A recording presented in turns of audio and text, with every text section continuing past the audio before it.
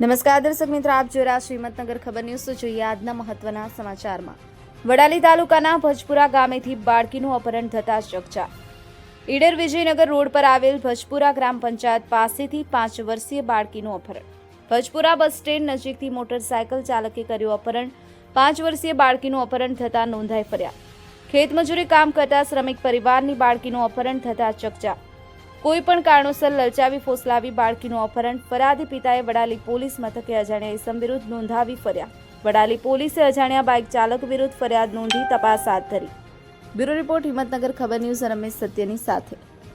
આપની આસપાસ બનતી ઘટનાના સમાચાર જોવા માટે હિંમતનગર ખબર ન્યૂઝને લાઇક કરો, શેર કરો, ચેનલને સબસ્ક્રાઇબ કરો.